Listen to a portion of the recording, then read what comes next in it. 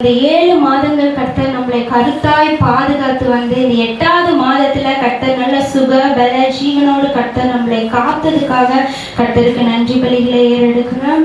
அது மாத்திரம் இல்ல, கர்த்தருடைய வார்த்தைக்கு நேராக நம்மளுடைய கவனத்தை திருப்புவோம். அப்போஸ்தலனாகிய பவுல் எழுதின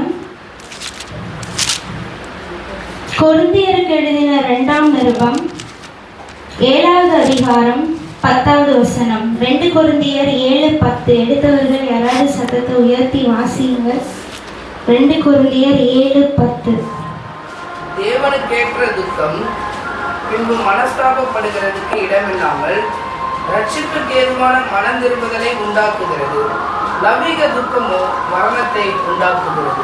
அன்பின் பரலோக பிதாவே, அப்பா, இந்த வார்த்தை உங்க கருத்துல தரும். கர்த்தர் எங்களோடு கூட பேசுவீராக ஜெபிக்கிறோம். கர்த்தர் நீங்க பேசுகிற வேலையில எங்க இருதயங்கள் மாற்றப்படும். நீங்க பேசுகிற வேலையில எங்க இருதயம் பலன் கொள்ளும்பா. நாங்கள் உயிர்ப்பிக்கப்பட்டவர்களா இருப்போம். வார்த்தை விதையாக எங்க இருதயத்துல விழட்டும். என்னை மறைத்து கர்த்தர் வெளிப்படுங்க.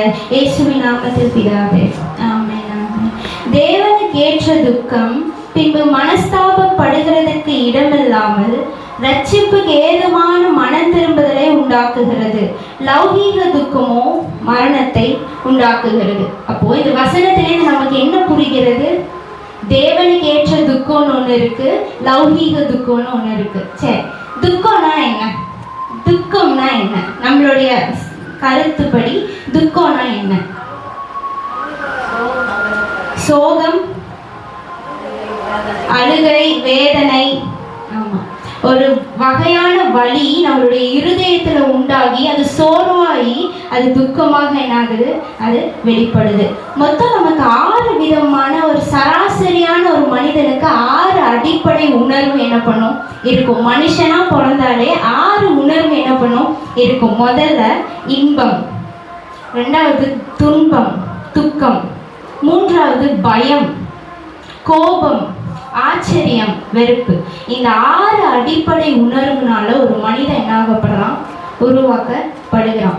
இந்த 6 அடிப்படை உணர்வுல இந்த துக்கம் என்னாகுது, ஒவ்வொரு மனுஷனுடைய வாழ்க்கையிலும் இருக்கு. நான் துக்கமே படலைன்னு நீங்க சொன்னீங்கன்னா நீங்க பொய் சொல்றீங்க. ஒரு சின்ன பிள்ளையிலேருந்து வயதான முதியோர் இறக்குற வரைக்கும் அவங்களுடைய வாழ்க்கையில் என்ன இருக்குமா, துக்கம் இருக்கும். இருதயத்துல துக்கம் ஒட்டி கொண்டே தான் இருக்கும். நீங்க எங்க போறீங்களோ துக்கம் உங்களை பின்தொடர்ந்து வந்துட்டே தான் இருக்கும். ஒரு துக்கம் போகும், இன்னொரு துக்கம் வரும். ஒரு துக்கம், அந்த துக்கம் சரியாயிரும், இன்னொரு துக்கம் வந்துடும். நம்மளுடைய வாழ்க்கையை எப்படி கர்த்தர் வச்சிருக்காருன்னா, துக்கப்பட்டாதான் கர்த்தரை என்ன பண்ணுவோம், தேடுவோம். துக்கம் இல்லை, எல்லாமே சந்தோஷமா இருக்கு, எல்லாமே மன திருப்தியா இருக்குன்னா யாருமே கர்த்தரை என்ன பண்ண மாட்டாங்க, தேட மாட்டாங்க. அப்போ இந்த இடங்கள்ல பவுல் அழகா சொல்றாரு, லௌகீக துக்கம் என்ன பண்ணுது இருக்கு. துக்கம் எதனால ஏற்படுதுன்றத நான் உங்ககிட்ட சொல்ல ஆசைப்படுறேன். துக்கம் எதனால ஏற்படுது? நமக்கு பிடித்தவர் மறித்து போயிட்டா, நம்ம நேசித்தவங்க நம்மளை விட்டு போயிட்டா, நம்ம உயிருக்கு உயிரா நம்ம சிலரை நேசிப்போம். ஆனா அவங்க உயிருக்கு உயிரா நம்மளுடைய நேசத்தை அவங்க என்ன பண்ண மாட்டாங்க, புரிஞ்சுக்க மாட்டாங்க. ஒண்ணு இந்த உலகத்தை விட்டு அவங்க போயிருப்பாங்க, இல்லைன்னா இந்த பூமியில தான் இருப்பாங்க. ஆனா நம்மளை விட்டு இடைவெளி என்ன பண்ணும் இருக்கும். இது நமக்கு நம்ம மனசுக்கு என்னவா இருக்கும், துக்கமாவே இருக்கும். நான் இவங்களை இவ்வளோ நேசிச்சேனே, நான் என்னுடைய தியாகங்களையும் அவங்களுக்கு நான் செலுத்தி நான் நேசிச்சேன். ஆனா என்னுடைய அன்பு அவங்களுக்கு என்ன பண்ண மாட்டேங்குது, புரிய மாட்டேங்குது. இது நீங்க நினைக்க உங்க உள்ளத்துல என்னவா மாறிடுது, துக்கமா மாறிடுது. சிலர் செல்ல பிராணியை வளர்க்குறாங்க, அந்த பிராணி மறிச்சிருது. நாயோ பூனையோ எத்தனை நாளும் வளர்க்குறாங்க, அது மறிச்சிட்டா அவங்களுக்கு என்ன ஆகுது, மனசு தாங்க மாட்டேங்குது. எங்க அம்மா ஒரு குட்டி கோழி குஞ்சு வாங்கினாங்க. அவங்களுக்கு கோழிக்குட்டி இந்த குஞ்சுனா ரொம்ப ஆசை, இதுவரை வளர்த்ததே கிடையாது. அன்னைக்கு என்ன பண்ணாங்க, போய் அவங்க வித்துட்டு வரதை பார்த்து வீட்டில் உட்கார முடியாம போய் வாங்கிட்டாங்க. ஒரு 3-4 வாங்கினாங்க. அதுல 2-3 செத்துருச்சு. ஒன்னே என்ன பண்ணுச்சு, உயிர் படைச்சிருச்சு. அந்த குட்டி என்ன பண்ணுச்சு, நானும் அப்பா அம்மா கூட இல்லை, அம்மா அப்பா நாய்க்குட்டி, இவங்க 3 பேர் தான் இருக்காங்க. அப்போ அந்த கோழி குஞ்சு மேல ரொம்ப பாசம் வச்சுட்டாங்க. அது என்ன பண்ணுது, தான் உணவு கொடுக்குறாங்கன்னு தெரிஞ்சோடனே எங்க அம்மா பின்னாடியே போகுது. அங்க அவங்க பாத்ரூம் போனா கூட பாத்ரூமுக்கு போகுமா. எனக்கு வீடியோ கால்ல காமிப்பாங்க. அவங்க எங்க போனாலும் வருது, தலைமலை ஏறி உட்காருது, கை மேல ஏறுது. அப்போ இந்த காரியம் நடந்துட்டே இருக்கு. ஒரு நாள் வெளியே போய் போய் ஏதோ எடுக்க போயிருக்காங்க. இந்த கோழி குஞ்சு பக்கத்திலே வந்திருக்குது. அம்மாவுக்கு தெரியும் இது வெளியே நிற்கிது அப்படின்னு சொல்லி ஒரு செகண்ட்ல காக்கா என்ன வந்து எடுத்துட்டு போயிடுச்சு. போய் அம்மா கண் முன்னாடியே உட்காந்து அது என்ன பண்ணுதான், அந்த கோழி குஞ்சை சாப்பிடுதான். அவங்க ஃபோன் பண்ணுறாங்க, என்கிட்ட அழுகுறாங்க. இத்தனைக்கும் அந்த கோழி குஞ்சு அது வளர்த்தது எத்தனை நாள்? ஒரு 10 நாள் தான். ஒரு 10 நாள் வளர்த்தது இருதயத்தில் எவ்வளோ தாக்கத்தை உண்டு பண்ணுதுன்னு பாருங்க. ஒரு சின்ன காரியம் நம்ம இருதயத்தை என்ன பண்ணுவோம், டக்குன்னு பாதிச்சிடும். சின்ன காரியம் நம்மளோட இருதயத்தை பாதிச்சதுனால நம்ம துக்கம் என்ன ஆகும், அதிகரிக்கிறதா இருக்கும். காதல், நட்புனால முறிவு, இது எல்லாம் என்ன பண்ணுது உலகத்துல துக்கமா.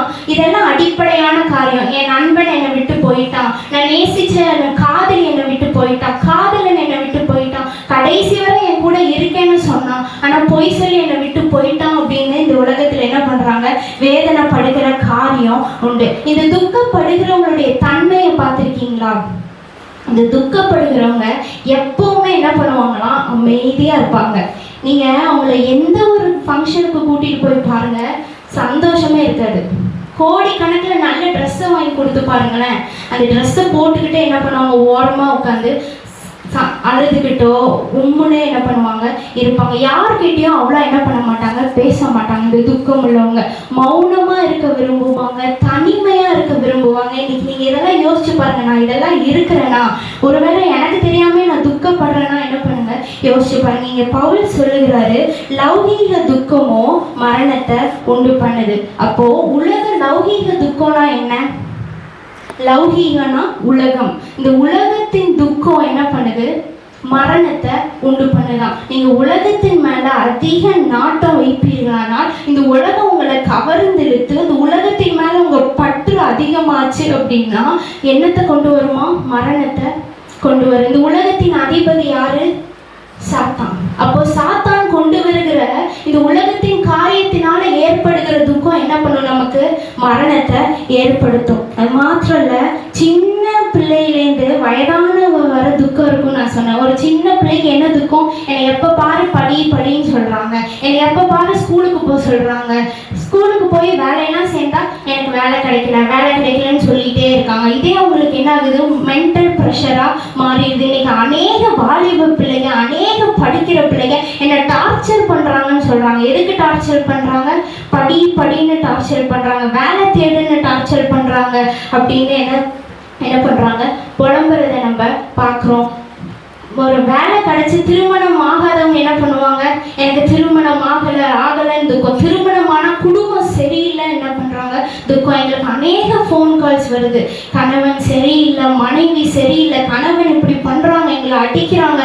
யார்? இதெல்லாமே ரட்சிக்கப்பட்ட கணவர்கள், ரட்சிக்கப்பட்ட மனைவிகள். ஆனா இதெல்லாம் அவங்களுடைய வாழ்க்கையில் என்ன ஆகுது, துக்கமா மாறி யார்கிட்டயாச்சும் கண்ணீர் வடிக்கணும்னு நினைக்கிறாங்க. நாங்க யாரு?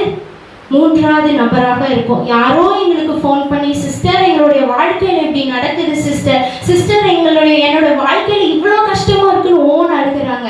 அப்போ அவங்களுடைய வேதனை எங்களுக்கு புரியுது. ஆனா அந்த வேதனை துக்கத்தினால அவங்க என்ன பண்றாங்க சொல்றாங்க, இந்த துக்கமான சூழ்நிலை உங்களுடைய வாழ்க்கையிலும் இருக்குமானா கர்த்தரை நோக்கி பாருங்க. லௌகீக துக்கம் நம்மளை பிடித்து கொள்ளாதபடி கர்த்தரை என்ன பண்ணணும், நம்மளை பாதுகாக்கணும். நமக்கு தெரியாம நம்ம இருதய உலகத்தின் மேல நாட்டம் கொள்ளாதவதா கர்த்தர் நம்மளை பாதுகாத்து கொள்ளணும். மார்த்தாள் பற்பல வேலையில கவலையா இருக்கா. இயேசு வீட்டுக்கு வந்துட்டாரு, இதை எடுத்து வைப்பணும், அதை எடுத்து வைப்பணும், இதை கிளீன் பண்ணுவோமா, அதை கிளீன் பண்ணுவோமா.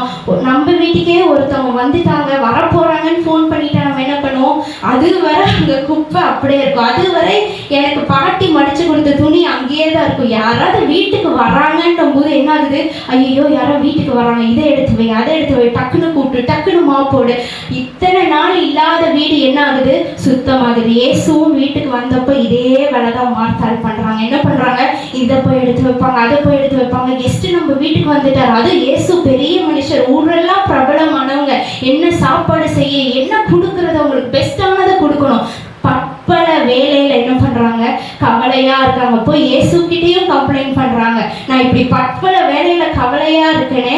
மார்த்தா உங்க பாதத்தருகே உட்கார்ந்துருக்காரு, உங்களுக்கு அது கவலையா இல்லையா? அவங்க கவலைப்படுறது இல்லாம இயேசுக்கிட்ட என்ன கேட்கறாங்க, நான் கவலைப்படுறேனே, உங்களுக்கு கவலையா இல்லையா? இன்னைக்கு நம்மளும் அநேக வேலையில அதான் என்ன பண்றோம் சொல்றோம். நான் எவ்வளோ என் குடும்ப பிரச்சனையில கவலைப்படுறேனே ஏசப்பா, உங்களுக்கு அது கவலையா இல்லையா? நான் என் பிள்ளையை வளர்க்க தெரியாம நான் கவலைப்படுறேனே, உங்களுக்கு அது கவலையா இல்லையா? எனக்கு இந்த ஊழியத்தை நடத்த தெரியாம நான் கவலையா இருக்கேனே, உங்களுக்கு அது கவலையா இல்லையா? இன்னைக்கு மார்த்தாள் போல நம்ம என்ன பண்றோம்? துக்கத்தினால கவலையினால பொங்கி கொண்டு நம்ம கர்த்தர் இடத்துல போய் சொல்றோம். கர்த்தர் இன்னைக்கு மார்த்தாளை பார்த்து கர்த்தர் ஒரு வார்த்தை சொன்னாரு. என்ன சொன்னாரு? மரியாளோ என்னை விட்டு எடுபடாத நல்ல பங்கு தெரிந்து கொண்டா. அவன் என் பாதத்தருகே உட்கார்ந்து இருக்கிற மேன்மை உனக்கு என்ன பண்ணல புரியல. உலகத்தின் மேல நாட்டம் இருக்கும்போது நமக்கு அந்த மேன்மை என்ன பண்ணாது?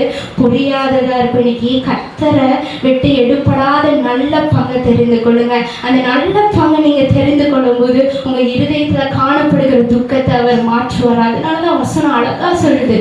என்னது? உங்கள் கவலை எல்லாம் அவர் மேல வைத்து வைடுங்கள், அவரே உங்களை ஆதரிப்பார். இன்னைக்கு ஆதரிக்கிற தேவன் ஒருவர் உண்டு. அது நம்ம மறந்து போயிடுறோம் சில நேரம். உங்களை ஆதரிக்கிறவ, உங்களை பராமரிக்கிற தேவன் ஒருவர் இருப்பாரானா உங்க கவலை அவர் மேல வைக்கிறது தப்பே இல்லை. உங்க கவலை என் மேல வச்சுக்கோங்கன்னும் போது நம்ம என்ன பண்ண மாட்டேங்கிறோம்? வைக்க முன் வர மாட்டேங்கிறோம். யாராவது இன்னைக்கு ஊருக்கு போறோம், நிறைய லக்கேஜ் எடுத்துட்டு போறோம். இந்த கையில ஒரு 5 நாள் தங்குறதுக்கு தான் போவோம். 5 நாள் தங்குறதுக்கு எத்தனை ஷூகேஸ் எடுத்துட்டு போவோம்? 5 ஷூகேஸ் எடுத்துட்டு போவோம். இது எடுப்போம், அது இது. பிள்ளை எக்ஸ்ட்ரா இருந்ததுன்னா என்ன ஆகுது? இன்னொரு ஷூகேஸ் எக்ஸ்ட்ராவாகுது. பால் குட்டி, டப்பா எல்லாமே எடுத்துட்டு போறோம். இப்போ அந்த 5 நாளைக்கு 5 பை எடுத்துட்டு போறோம். யாராவது ஒருவர் நம்ம தூக்க முடியாம நடந்துட்டு போகும்போது பஸ் ஸ்டாண்ட்ல எம்மா குடுங்கம்மா உங்க பையன் நான் அது வரைக்கும் கொண்டு வந்து தரேன்னும் போது நமக்கு எவ்வளோ சந்தோஷமா இருக்கு. எப்பா கடவுள் மாதிரி வந்து என்னை இந்த பையெல்லாம் தூக்கி வீட்டில் கொண்டு போய் என்ன பண்ணிட்டாரு?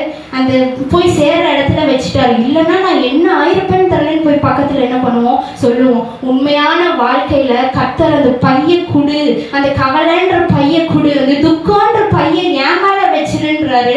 அப்போ நமக்கு எவ்வளவு சந்தோஷமா இருக்கும். ஆனா நம்ம அதெல்லாம் என்ன பண்ண மாட்டோம்? கர்த்தருடைய வசனம் நம்ம உள்ளத்துல விதையா விதைக்கும் போது அந்த வசனம் உள்ளத்தின் ஆழத்துல போயிடுச்சு அப்படின்னா உங்களுக்கு அந்த வார்த்தை என்ன ஆகும்? பேசும். ஒருவேளை நீங்க கவலைப்படும் போது, துக்கப்படும் போது கர்த்தர் சொல்லுவார், உன் கவலை என் மேல வைத்து விடு மகளே, நான் உன்னை ஆதரிக்கிறவராக இருப்பேன்னு கர்த்தர் என்ன பண்றார்? சொல்லுகிறவராக இருக்கிறார். அது மாத்திரம் இல்ல, பணம் அதிகமா இருந்தாலும் என்ன கவலை, பணமே இல்லைனாலும் என்ன கவலை. பணம் அதிகமா இருக்கிறவன் எங்க பூட்டுறது, எங்க பதுக்குறதுன்னு என்ன பண்ணுவாங்க தெரியாம கவலைப்படுறான். பணம் அதிகமா வச்சிருக்கிறவங்கள பாருங்க, தூக்கமே என்ன பண்ணாது? வராது. பணம் இல்லாதவனுக்கு என்ன பண்ணாது? தூக்கமே வராது. ஐயோ நாளைக்கு கடன்காரன் வந்து நிற்பான், நான் என்னத்தை கொடுப்பேன், நான் என்ன செய்வேன், பிள்ளைக்கு நாளைக்கு ஸ்கூலு, பிள்ளைக்கு நாளைக்கு ட்ரெஸ் எடுக்கணும், ஸ்கூலுக்கு அனுப்புறதுக்கு திங்ஸ் வாங்கணும், நான் என்ன செய்வேன். பணம் இருக்கிறவனுக்கு தூக்கம் இருக்காது, பணம் இல்லாதவனுக்கு தூக்கம் இருக்காது. உங்க வீட்டுல பொருள் நிரம்பி இருந்தாலும் தூக்கம் இருக்காது, பொருளே இல்லைனாலும் என்ன பண்ணாது? தூக்கம் இருக்காது. வீடு இருந்தாலும் தூக்கம் இல்லை, வீடு இல்லைனாலும் தூக்கம் இல்லை, நிலம் இருந்தாலும் தூக்கம் இல்லை, நிலம் இல்லைனாலும் தூக்கம் என்ன பண்ணாது? இருக்காது. அதனால நீங்க என்ன பண்ணணும்? என்ன இருந்தாலும் இல்லைனாலும் இந்த உலகத்துல என்ன இருக்கும்? துக்கம் இருக்கும். வீடு வேணும், நிலம் வேணும், இது எல்லாமே ரைட்டு தான். ஆனா நம்ம ஆசை அதன் மேல என்ன பண்ணிடக்கூடாது? வைத்திடக்கூடாது. நம்ம இந்த பூமியில கொஞ்ச நாள் தான் வாழ போறோம். அந்த சிந்தனை நம்மளுடைய இருதயத்துல இருக்குமானா, எனக்கு வீடு வேணும், நிலம் வேணும், நான் பெரிய பங்களா கட்டணும், நம்ம என்ன பண்ண மாட்டோம்? ஆசைப்பட மாட்டோம். வேதத்துல நான் 3 விதமான நாட்டத்தை நான் சொல்ல ஆசைப்படுகிறேன். முதலாவது பண நாட்டம் வைத்திருக்கிறாங்க. பண நாட்டம் நம்ம வேதத்துல ஒரு நல்ல எடுத்துக்காட்டு யாருன்னா யூதாஸ் காரியோத் தான். 30 வெள்ளிக்காசுன்றது அந்த காலத்துல அதிகமான காசு. அவனுக்கு 30 வெள்ளிக்காசு தரணும்னு அவனுக்கு என்ன பண்ணணும்னு என்ன பண்ணல தெரியல. பணம் மயக்கம் யூதாஸுடைய கண்ணை என்ன ஆக்கிட்டு குருடாக்கி போட்டது. உண்மையான இயேசு கிறிஸ்து அவன் காட்டி கொடுத்த கூட ஒரு துணிவு என்ன ஆயிடுச்சு வந்துருச்சு. நம்ம பணம் அதிகமா நம்மளுடைய கையில இருக்குதா, கர்த்தரை விட்டு நம்ம எடுபடாதபடி துணிகரம் நமக்கு என்ன பண்ணக்கூடாது? வரக்கூடாது. பணத்தின் மேல நாட்டம் செலுத்துகிறவர்களாக நம்ம என்ன பண்ணக்கூடாது? இருக்கக்கூடாது. யூதாசுடைய மரணம் லௌகீக துக்கமும் மரணத்தை ஏற்படுத்துச்சு. யூதாசுடைய மரணம் எப்படி இருந்தது? நாண்டு கொண்டு செத்தான். அவனுடைய குடல் சரிந்து கீழே விழுந்துற அளவு அப்படி ஒரு மரணம் அவனுக்கு இருந்ததை நம்ம பார்க்க முடியுது. 2வது, மனிதர் மேல நாட்டம் இருக்குமானா அதுவும் லௌகீக துக்கம் உங்களுக்கு மரணத்தை ஏற்படுத்தும். ரொம்ப மனிதர் மேல அன்பு வைக்காதீங்க. உங்களுடைய சொந்த கணவரா இருக்கட்டும், சொந்த மனைவியா இருக்கட்டும், சொந்த நான் பெற்றெடுத்த பிள்ளைன்னு இருப்பீங்க. ஆனா நாட்டம் யார் மேல இருக்கக்கூடாது? கர்த்தராகிய இயேசு கிறிஸ்துவை தவிர நம்ம மனுஷங்க மேல நாட்டம் வைப்பீங்கன்னா நீங்க ஏமாறப்படுவீங்க. இந்த லௌகீக துக்கம் உங்களுக்கு என்னத்தை கொண்டு வரும்? மரணத்தை கொண்டு வருகிறதா இருக்கும். சிம்சோன் கர்த்தரால் அபிஷேகம் பண்ணப்பட்ட ஒரு பிள்ளை. கர்த்தர் அவன் மேல இறங்கி இருந்தார் வசனம் சொல்லுது. அவனுடைய முடிவு என்ன? முதல் பெண் பார்த்தாங்க பெலிஸ்தியர் மத்தியில. அவன் விரும்பின பொண்ணு என்னாச்சு? வேற ஒருவனுக்கு கட்டி கொடுத்துட்டாங்க. அட்லீஸ்ட் ரெண்டாவது பொண்ணு தெலிலாள் என்னை விட்டு போயிடக்கூடாதுன்ற நாட்டம், மனுஷன் மேல நாட்டம், எதிர்ப்பாளினர் மேல ஒரு நாட்டம் இருக்குமானா சிம்சோனை கடைசி அவனுடைய மரணம் எப்படி இருந்தது தெரியுமா? கண்ணை எல்லாம் பிடுங்கப்பட்டு அவன் 2 தூணுக்கு இடையில தலையெல்லாம் மொட்டை அடிக்கப்பட்டு ஒரு அவ்வளோ ஒரு பலசாலியோட ஒரு நிலைமை எவ்வளவா இருக்கு பார்த்தீங்களா? பணத்தின் மேல நாட்டம் இருந்தாலும் மரணம் இருக்கும். மனிதர் மேல நாட்டம் இருந்ததுனாலும் மரணம் என்ன பண்ணும்? இருக்கு. உயிருக்கு உயிரா நான் நேசிச்சேன், அவன் என்னை விட்டு போயிட்டான். இன்னைக்கு அநேக வாலிபர்கள் தாடியை வளர்த்துட்டு போதைப் பொருளுக்கு அடிமையாகிறாங்க. அநேக பெண் பிள்ளைகள் அவன் என்னை விட்டு போயிட்டான்னு தற்கொலைக்கு நேராக போறாங்க. உயிரே மாய்க்கக்கூடிய ஒரு துணிகரம் அவங்களுக்கு என்னாகுது இருக்கு. தாம் பெற்றோர் கொடுத்த ஜீவன், கர்த்தர் கொடுத்த ஜீவன், அதெல்லாம் பார்க்காம என்னை விட்டு போயிட்டான்ட்டு சொல்லி மரணத்துக்கு நேராக என்ன பண்றாங்க? போறத பாக்குறோம். தன்னை கீறி கொள்றாங்க. எவ்வளவு வேதனையான காரியம். அநேக பிள்ளைகள் படிப்பு மேல நாட்டம் இல்லை, ஆனா அவன் என்னை விட்டு எதிர்ப்பாளினர் என் கூட பேசலன்னா பிளேட் எடுத்து கிழிச்சுக்கிறாங்க. ரத்தம் வெடியுது. போய் ஹாஸ்பிட்டல் என்ன பண்றாங்க? அட்மிட் ஆகுறாங்க. எவ்வளவு ஒரு வேதனையான காரியம். இன்னைக்கு உலகம் ரொம்ப பொல்லாததா இருக்குது. இன்னைக்கு பெண்களும் என்ன பண்றாங்க? திருமணம் பண்ணிக்கொள்றாங்க. எவ்வளவு அவலட்சணமான காரியம், கர்த்தர் விரும்பாத காரியம், கர்த்தர் அருவருக்கிற காரியம். ஒரு பெண்ணும் திருமணம் பண்ணலாமா? ஒரு ஆணும் ஆண் புணர்ச்சியும் இணைகிறாங்க. எவ்வளவு தேவனுக்கு அது கஷ்டத்தை உண்டு பண்ணுகிறதாக இருக்கும். இதெல்லாம் லௌகீகம். இந்த இடத்துல 3வது நாட்டத்தை நான் சொல்ல ஆசைப்படுகிறேன். உலகத்தின் மேல நாட்டம் இருந்தாலும் அது என்ன பண்ணும்? மரணத்தை கொண்டு வரும். இதெல்லாம் எதை சார்ந்து இருக்குன்னா லௌகீக துக்கத்தை சார்ந்திருக்கு. லோத்தின் மனைவி அவ்வளோ 2 பேர் தூதர்கள் மாதிரி வந்து தான் கரத்தை பிடிச்சு கொண்டு போய் வெளியே போய் விடுறாங்க. போய் உயிர் தப்பி போயிடுங்க, நாங்க சோதம் குமாரை அழிக்க போறோம்னு சொல்லும் போது அவ்வளோ ஒரு காரியம் அவங்க 2 மனிதர்கள் சொல்றாங்க. நீங்க போறீங்க, பின்னிட்டு என்ன பண்ணாதீங்க, திரும்பி பார்க்காதீங்கன்னு சொல்றாங்க. அப்போ லோத்துவும் அவருடைய 2 பெண் பிள்ளைகளும் திரும்பி பார்க்க முடியாம அவங்க இச்சை அடக்கத்தோடு போக முடியுமானா லோத்தின் மனைவி என்ன நடக்குதுன்னு திரும்பி பார்க்கிற ஒரு துணிகரம். திரும்பி பார்த்து என்ன பண்ணாங்க? உப்பு தூணா மாட்டாங்க. அவங்களுடைய மரணம் எப்படி இருக்கு? இன்னைக்கு அந்த உப்பு தூண் என்ன பண்றாங்க? வெளிநாட்டுல வைத்திருக்கிறாங்க. இன்னைக்கு இந்த லௌகீக துக்கம் நமக்குள்ளாக வருமானால் துணிகரம் நமக்குள்ளாக வரும். உலகத்தின் மேல நாட்டம் இருக்குமானா உலகத்தின் நேசம் உங்களை கவர்ந்து இருக்கிறதா இருக்கு. நம்மள நாமே என்ன பண்ணுங்க? செக் பண்ணிக்கோங்க. நான் உலகத்தின் மேல நேச வைக்கிறேனா? பணத்தின் மேல நேச வைக்கிறேனா? மனுஷன் மேல நேச வைக்கிறேனா? உலகத்தின் மேல என் பற்று என்னை இழுக்கிறதா அப்படின்றத நம்ம என்ன பண்ணணும்? கவனமா இருக்கணும். நான் ரட்சிக்கப்பட்டுட்டேங்க, நான் சபைக்கு போறேங்க, ஆனாலும் நான் துக்கப்பட்டுட்டே இருக்கிறேன்னா இன்னைக்கு கர்த்தர் உங்களுக்கு தான் சொல்றாரு. அப்பேற்பட்ட மனுஷங்களை கர்த்தர் என்ன சொல்றாருன்னா, என்னோடு சேர்ந்து வேதாகமத்தை திருப்பிக் கொள்ளுங்க.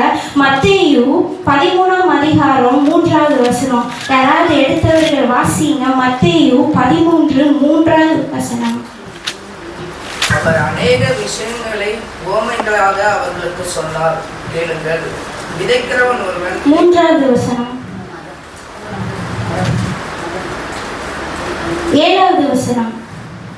சில விதை முள்ளுள்ள இடங்களில் விழுந்தது, முள் வளர்ந்து அதை நெருக்கி போட்டது. சில விதை முள்ளுள்ள இடங்களில் விழுந்தது, முள் வளர்ந்து அதை நெருக்கி போட்டது. அதே இது 2வது வசனத்துல அந்த உவமையோட எக்ஸ்பிளனேஷன் இயேசு சொல்றாரு. முள்ளுள்ள இடங்களில் விதைக்கப்பட்டவன் வசனத்தை கேட்கிறவனா இருந்தும் உலக கவலையும் ஐஸ்வர்யத்தின் மயக்கமும் வசனத்தை என்ன பண்ணுது? நெருக்கி போடுகிறதுனால அவன் பலனற்றவனா இருக்கிறானா. அப்போ இந்த உலகத்தின் மேல நான் ரட்சிக்கப்பட்ட சிஸ்டர், நான் ஞானஸ்தானம் பெற்றுட்ட சிஸ்டர், நான் அந்நிய பாஷையில நான் நிரம்புறேன், ஆலயத்துக்கு வந்தா நான் பலப்பட்டு போறேன்னு ஒருவேளை நீங்க சொல்லிட்டு இன்னும் நீங்க துக்கப்படுறவர்களாக இருப்பீர்களானா இயேசு இதைத்தான் சொல்றாரு. இவங்க யாருல இவங்க விதை எங்க விதைக்கப்பட்டவங்களாம்? நல்ல நிலத்துல விதைக்கப்பட்டவங்க கிடையாது. முள்ளுள்ள இடங்கள்ல விதைக்கப்பட்டவங்க. அந்த முள் வளர்ந்து அவங்களை நெருக்கி போடுமா. அவங்க வசனத்தை கேட்பாங்க, ஆலயத்துக்கு வருவாங்க, அந்நிய பாஷையில நிரம்புவாங்க, எல்லாவற்றுக்கும் ஒப்பு கொடுப்பாங்க. ஆனா இந்த சபையை தாண்டி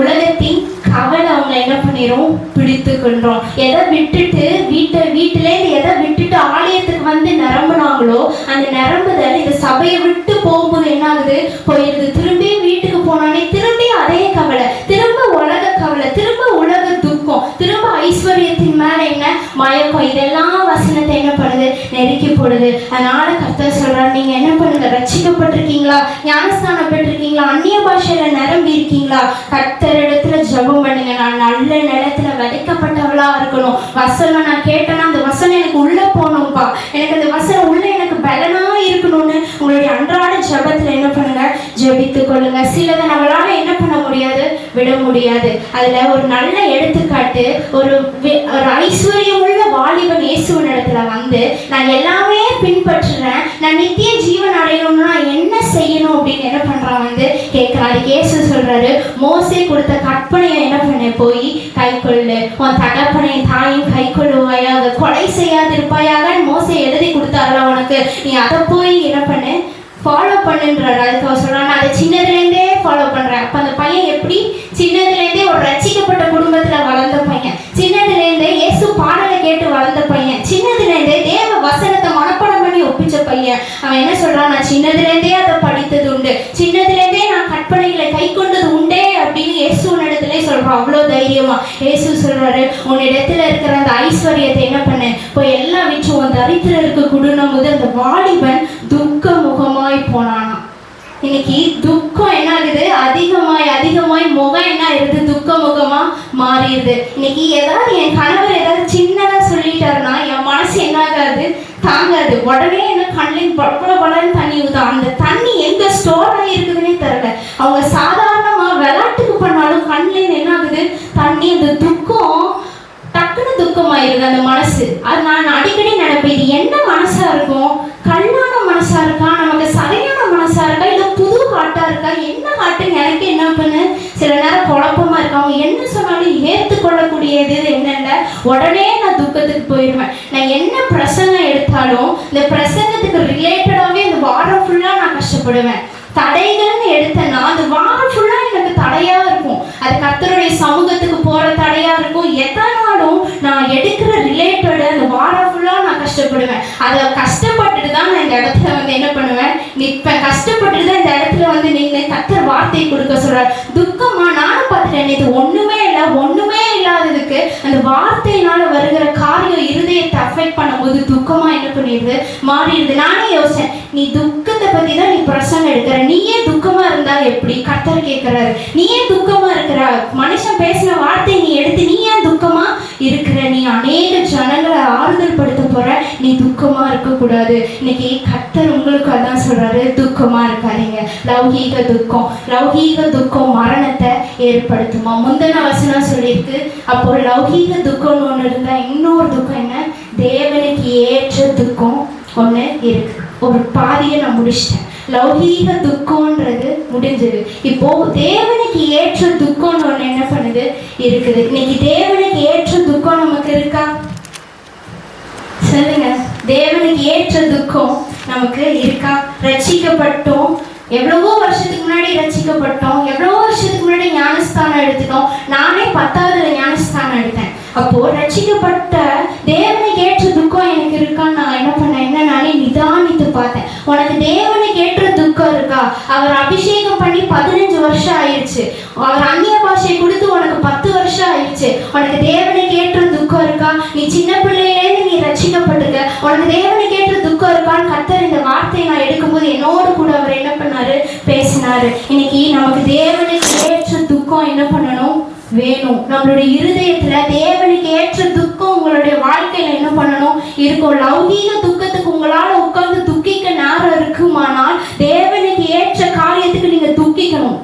கர்த்தர் அதான் சொல்றாரு. இன்னைக்கு வேதத்தை படிக்கிற நான் அந்த ஒரு வருஷத்துல 2 தடவையாச்சும் படிக்கணும்ன்ற துக்கம் நமக்கு இருக்கா? ஒரு தேவ மனிதர் முழங்கால் போட்டு அந்த வேதத்தை ஒரு வருஷத்துல 3 தடவை 2 தடவை முடிக்கிறாராம். அந்த துக்கம் நமக்கு இருக்கா? நான் வேதத்தை இந்த வருஷத்துல முடிக்கணும், நான் 2 தடவையாவது தேவனுடைய வார்த்தையை நான் அறிந்துக்கணும்ன்ற துக்கம் இருக்கா? இதுதாங்க தேவனுக்கு ஏற்ற துக்கம். அந்த தேவனுடைய வார்த்தையை நான் படிக்கிறேன், எனக்கு ஒண்ணுமே புரியலங்க, நீங்க துக்கப்பட்டிருக்கீங்க சொல்றீங்களா?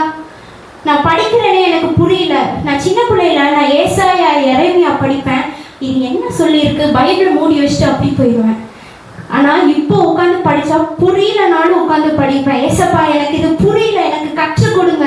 சில நேரம் இது என்ன சொல்கிறாருன்னு மண்டை பிச்சுக்கிற மாதிரி இருக்கும். என்ன சொல்கிறாரு, என்ன ஹிஸ்ட்ரி இது, என்ன ஏசப்பா இத்தனை ராஜாக்கள். உலகத்திலேயே போய் பார்த்தா அந்த ராஜாக்கள்லாம் உண்மையாக என்ன பண்ணியிருக்காங்க, இருந்திருக்காங்க. அப்போது தேவனுக்கு ஏற்ற துக்கம் என்ன பண்ணணும், நமக்கு வேணும். ஜெபிக்கிறதுல துக்கம் இருக்கா? நான் இன்னைக்கு காலையில் எழும்பி ஜெபிக்கலன்னும் போது நம்ம இருதயம் நமக்கு துக்கப்படுதா? தேவனுக்கு ஏற்ற துக்கம் இது. என்னால் உபவாசம் இருந்து ஜெபிக்க முடியலன்றது ஒரு துக்கம். துக்கப்பட்டிருக்கீங்களா? என்னால் உபவாசம் இருந்து ஜெபிக்க முடியல. ஜெபத்தில் பல விதமான ஜெபம் இருக்கான். மன்றாட்டு ஜெபம் இருக்கு, நீங்க மன்றாடி ஜெபிக்கிற ஜெபம் இருக்கு. பிறருக்காக இன்டர்சீட் பண்ணி ஜெபிக்கிற, பிறருக்காக ஜெபிக்கிற ஜெபம் இருக்கு. யுத்த ஜெபம் இருக்கிறது, கண்ணீரின் ஜெபம் இருக்கிறது. இத்தனை ஜெபம் இருக்கு. நம்ம எந்த ஜெபத்தை நம்ம செய்கிறோம்? இன்னும் அந்த ஜெபத்துக்கெல்லாம் நான் போலையே, அந்த ஜெபத்தின் ஆழத்துக்கெல்லாம் நான் இன்னும் போலையேன்ற துக்கம் நமக்கு இருக்குதா? துக்கப்படுங்க. நான் இன்னைக்கு ஜெபிக்கல, நான் கர்த்தர் இடத்துல 2 மணி நேரம் உட்காரலன்றது நீங்க என்ன பண்ணணும், துக்கப்படணும். ஒரு நண்பர்கள் வீட்டுக்கு நம்ம என்ன பண்றோம், போய் உட்கார்றோம். நண்பர் வீட்டில் நம்ம போய் உட்கார்ந்து நேரம் அவங்களோட செலவிடும் போது அவங்க அவ்வளோ சந்தோஷமா இருக்காங்க. அப்போ நம்ம தேவன், நம்மளை உண்டாக்கின தேவன் வேதத்தை படிக்கணும், அதன்படி நடக்கணும்னு அவங்களை எதிர்பார்க்கும் போது அந்த துக்கம் நம்மளுடைய வாழ்க்கையில் என்ன பண்ணணும், இருக்கணும். நான் வேதத்தை படிக்கல, நான் செபிக்கல, பிறரை நான் பேசிட்டேன், ஆனால் பேசிட்டு நான் துணிகரமா அந்த ஆலயத்தில் உட்கார்ந்து நான் இருக்கேன், அவங்க என்ன வேதனையில இருக்காங்கன்றத தெரியாம, அதெல்லாம் துக்கம். இன்னைக்கு நான் கசப்பை வச்சுட்டு தேவ சமூகத்துல ஒரே ஊற்றுல இருந்து நல்ல தண்ணீரும் கெட்ட தண்ணீரும் என்ன பண்ணாது, புறப்படாது. தேவன் கெட்ட வார்த்தையை வீட்டுல பேசிட்டு தேவனிடத்துல வந்து அந்நிய பாஷையை பேசும்போது கர்த்தர் அதை என்ன பண்ண மாட்டாரு, நுகர மாட்டார். நம்மள இடத்துல நல்ல வாசனை என்ன பண்ணாது, போகாது. ஒரு சிக்கன் செய்யறோம், சிக்கன் ஒரு சைடு கருகி இருக்கு, ஒரு சைடு பாத்திரம் கொனையா இருந்து ஒரு சைடு நல்லா கருகிருச்சு, ஒரு சைடு சிக்கன் நல்லா இருக்கு. நீங்க கிளறிட்டீங்கன்னு வைங்க அந்த சிக்கனை, அந்த சிக்கன் என்ன வாசடிக்கும், நல்ல வாசடிக்குமா, கருகுன வாசடிக்கும். நம்மளால அதை என்ன பண்ண முடியாது, சாப்பிட முடியாது. இன்னைக்கு கர்த்தரும் அதே தான். இன்னைக்கு வெளியே ஒரு மாதிரி இருந்துட்டு உள்ள ஒரு மாதிரி இருக்கிறோம் அப்படின்னா அது துக்கப்படணும். நான் வெளியே ஒரு மாதிரி இருக்கேன், நான் கர்த்தர்கிட்ட வரும்போது மட்டும் நான் எப்படி நல்லா இருக்கேன்றது நீங்க என்ன பண்ணணும், துக்கப்படணும். இது தேவனுக்கு ஏற்ற துக்கம். நம்மளுடைய இருதயத்திலே அதை என்ன பண்ணணும், வரணும். பழக்க வச்சுக்கோங்க, பழக்க வச்சுக்கோங்க. நான் பழகி கொண்டு இருக்கிறேன், இதெல்லாம் எனக்கு துக்கமா இருக்கு ஏசப்பா. நான் உங்க பாதத்திலே நான் 2 நாளா உட்காரல, நான் எப்படி ஏசப்பா போய் நான் நிப்பேன்னும் போது எனக்கு துக்கமாயிரும். ஐயோ கர்த்தருடைய சமூகத்துல என்ன பண்ணல, நிக்கல, எந்த இதுல வச்சு நான் போய் ஜனங்க கிட்ட நான் பேசுவேன்னும் போது உள்ளெல்லாம் உடஞ்சு துக்கமா மாறிவிடும். இதெல்லாம் தேவனுக்கு ஏற்ற துக்கம். இன்னைக்கு யோசேப்பை நம்மளால பார்க்க முடியுது. தேவனுக்கு ஏற்ற துக்கம் உங்களுடைய வாழ்க்கையில இருக்குமானால் தேவனை துக்கப்படுத்துகிற சூழ்நிலை உங்களுக்கு அமையும். இன்னைக்கு தேவனுக்காக நீங்க துக்கப்படுறீங்கன்னா தேவனையே துக்கப்படுத்துற சூழ்நிலை உங்க வாழ்க்கையில அமையும். எத்தனை பேருக்கு புரியுது உங்களுக்கு? தேவனுக்கு ஏற்ற துக்கம் உங்க இருதயத்துல இருக்கு, ஆனா தேவனையே துக்கப்படுத்துற சூழ்நிலை உங்க வாழ்க்கையில அமையும். யோசேப்பு தேவனையே துக்கப்படுத்துற சூழ்நிலை அவங்க வாழ்க்கையில அமைஞ்சது.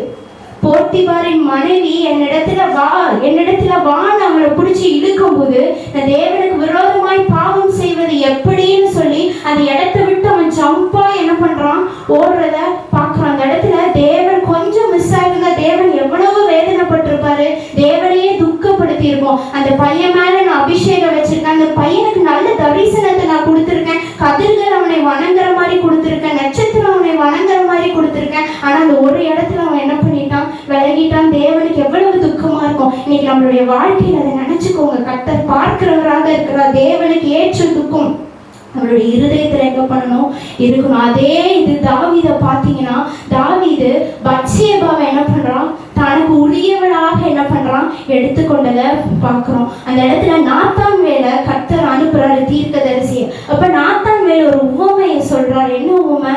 ஒரு ஐஸ்வர்யவானுக்கு அநேக ஆடு இருக்கு, ஆனா தரித்திரனுக்கு ஒரே ஒரு ஆடு இருக்கு. அந்த ஒரு ஆடு செல்லப்பிராணியா அவன் மடியில வளருது. ஐஸ்வர்யவானுக்கு வீட்டுக்கு யாராவது விருந்தினர் வந்துட்டாங்க, அவனுடைய ஆடுல ஒண்ணு எடுக்க முடியாம தன்னுடைய தரித்திரனுடைய ஆடை என்ன பண்ணிட்டான், சமையல் பண்ணிட்டான். அப்போ தாவீது இதை கேட்டோம்னா பயங்கர கோபம். அவனுக்கு என்ன பண்ணணும்? கொன்று போடணும். அவனுக்கு நாடு தனியா என்ன பண்ணணும்? தண்டனை தரணும். நம்புது நாத்தான் சொல்றாரு, அது நீ தான் நம்புது. அந்த இடத்துல தாவீது மறுக்கல. நான் கர்த்தருக்கு விரோதமாய் நான் பாவம் செய்தனே அந்த இடத்துல என்ன பண்றாரு? உட்கார்றத பாக்குறோம். இதுதாங்க தேவனுக்கு ஏற்ற துக்கம். பாவம் செய்யறது, பாவம் செய்யக்கூடாதுன்னு சொல்லல, பாவம் செஞ்சாலும் அதை ஏத்துக்கிற மனம்னு ஒண்ணு இருக்கு பார்த்தீங்களா? தாவீது ராஜா, ஆனா அந்த ராஜாக்கு தான் அந்த இடத்துல ஈகோ, தேவன் இடத்துல என்ன பண்ணல, நான் ஒரு ராஜா நானே அர்ப்பணிக்கணுமான்னு அவர் நினைக்கல.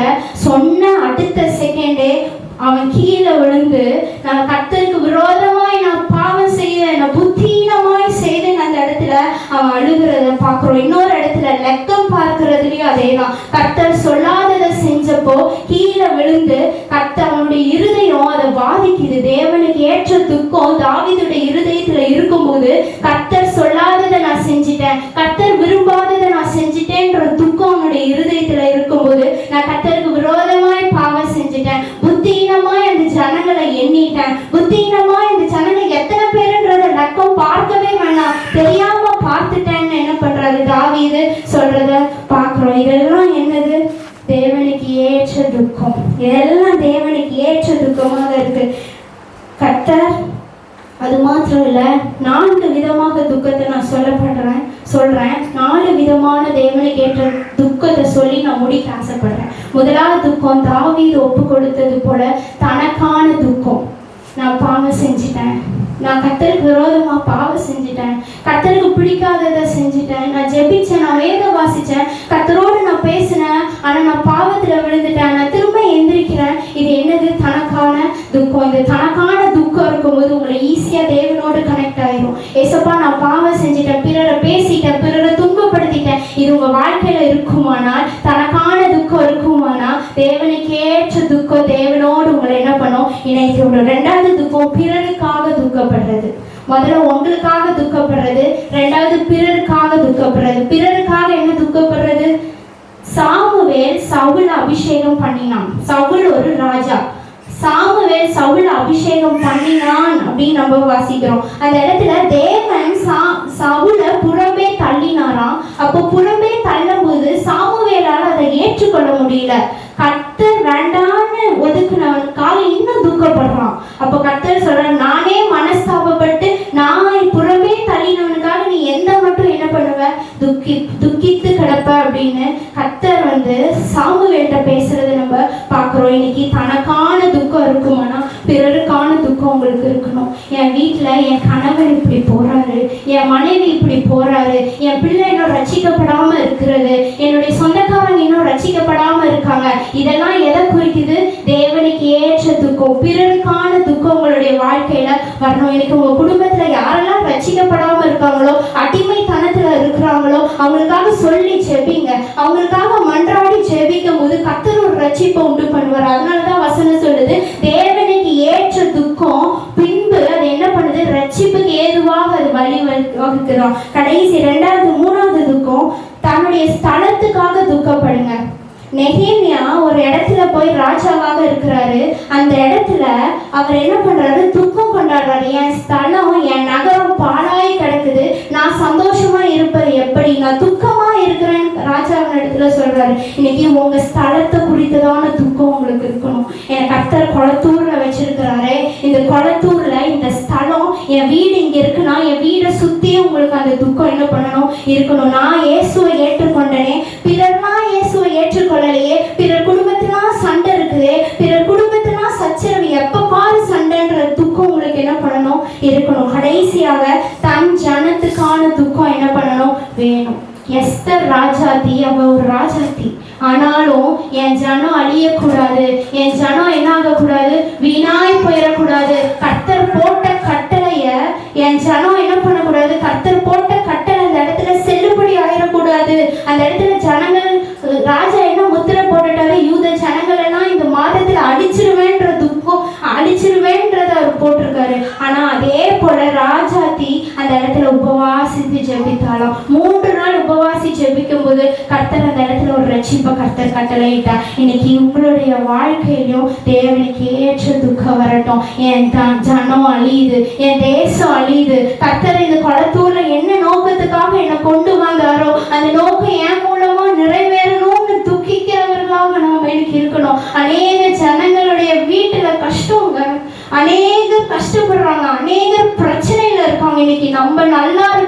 அப்படின்னா கர்த்தர் நம்மளை வெளிச்சத்தின் பிள்ளையா இந்த குளத்தூர்ல வச்சிருக்கிறார். அதை நீங்க அறிந்தவர்களா பிறருக்காக செபிக்கிறவர்களா இருக்கணும். இந்த குளத்தூர் இந்த பகுதி ஜனம் யாருடைய கரத்துல இருக்காங்க? கர்த்தர் யாரை கேட்பாரு? குளத்தூர்ல இருந்து இத்தனை ஜனங்க நரகத்துக்கு போனா யாரை கேட்பாங்க? ஒரு விஷயாவது நம்ம ஜனத்துக்காக நம்ம தனி ஜபத்துல ஜபம் பண்ணியிருக்கோமா? சபையில ஜபிக்கிறது வேறு. எனக்கு குளத்தூர் பகுதியில வச்சிருக்கிறீங்கப்பா, இந்த குளத்தூர் பகுதியில உள்ள ஜனங்களை தொடுங்க, ரட்சிங்க, நம்ம தனிப்பட்ட ஜபத்துல ஜபிச்சிருக்கோமா? அந்த பிள்ளைங்க நரகத்துக்கு போயிடக்கூடாது. அவங்களும் நித்திய ஜீவனை என்ன பண்ணணும்? இந்த துக்கம் உங்களுக்குள்ள வர ஆரம்பிச்சதுன்னா இது என்ன ஆகுமா? மனம் திரும்புதல கொண்டு வருமா? நான் ஜெபிக்கலன்னு சொல்லி துக்கப்படும் போது நீங்க ஜெபிக்கிறவங்களாக கர்த்தர் மாற்றுவா. நீங்க வேதத்தை வாசிக்கலன்னு துக்கப்படும் போது வேதத்தை வாசிக்கிறவர்களாக மாற்றுவா. நான் பிறரை துன்பப்படுத்தின, பிறரை வேதனைப்படுத்தின, கெட்ட வார்த்தை பேசுறேன், சண்டை போடுறேன், குறை என்கிட்ட இருக்கு, துக்கப்படும் போது கர்த்தர் உங்களை என்ன பண்ணுவாரு? புதிதாக உங்களை மாற்றிக்கொண்டே இருப்பார். இப்போ தேவனுக்கு ஏற்ற துக்கம் உங்களை என்ன பண்ணுது? மனம் திரும்புதலுக்கு கொண்டு வந்து அந்த மனம் திரும்புதல் உங்களை ரட்சிப்புக்கு நேராக வழி நடத்துது. அதுதான் இந்த வசனத்தோட முழு சாரம்சம். இன்னைக்கு கண்களை மூடி கர்த்தரிடத்துல சொல்லுவோம், அப்பா ஒரு காலம் லௌகீக துக்கம் என்ன பிடிக்க கூடாது சொல்லி கேட்போமா? அப்பா லௌகீக துக்கத்தினால என் இருதயம் வாடக்கூடாது. எனக்கு துக்கம் அநேகமா இருக்குப்பா, எல்லாவற்றிலும் எனக்கு துக்கம் இருக்கு, எல்லா பாதையிலும் துக்கம் இருக்கு, என் வேலையில எனக்கு துக்கம் இருக்கு, என் சரீரத்துல எனக்கு துக்கம் இருக்குது, என் வீட்டுல எனக்கு துக்கம் இருக்கு, என் உறவினர்கள் எனக்கு துக்கம் இருக்குப்பா. ஆனா ஒரு காலம் இந்த லௌகீக துக்கம் என்னை பிடித்து கொள்ளக்கூடாது. ஒரு நாள் லௌகீக துக்கம் என்னை பிடித்து ஆட்கொள்ளாதபடி கர்த்தர் என்னை காத்து கொள்வீராக நாங்க ஜெபிக்கிறேன். தேவனுக்கு ஏற்ற துக்கத்தை எனக்கு கொடுங்கப்பா. என் வாழ்க்கையில நான் பாதி வாழ்க்கைய முடிச்சிருப்பேன், ஆனா அந்த பாதி வாழ்க்கையில தேவனுக்கு ஏற்ற துக்கம் எனக்குள்ள வரல ஏசப்பா. தேவனுக்கு ஏற்ற துக்கத்தை கர்த்தர் எனக்கு தாங்க.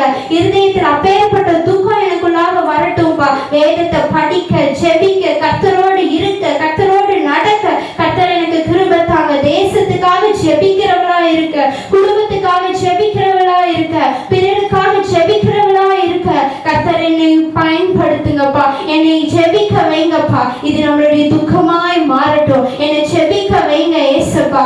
தேவனுக்கு ஏற்ற துக்கம் எனக்குள்ளாக அதிகமாய் மாறட்டும்பா. எல்லாவற்றையும் உங்க கரத்துல தாழ்த்தி ஒப்பு கொடுக்கிறோம். எங்களோடு கூட கர்த்தர் பேசினதுக்காக நன்றி செலுத்துறோம். இந்த வார்த்தை இருதயத்துல விதையாக விழட்டும். நாங்க வீடுகளுக்கு போனாலும் இதை குறித்ததாய் நாங்க சிந்திக்க கர்த்தர் கிருபை தாங்க, அது வெள்ளனை தாங்க. இப்பொழுது நாங்க வீடுகளுக்கு கடந்து செல்றோம். உங்களுடைய மாறாத கிருபையும் சமூகமும் எங்களோடு கூட வரட்டும்பா. அந்த ஒவ்வொருவரையும் கர்த்தர் ஆசீர்வதிங்க. இயேசுவின் நாமத்தில் ஜெபிக்கிறேன் நல்ல பிதாவே, ஆமென்.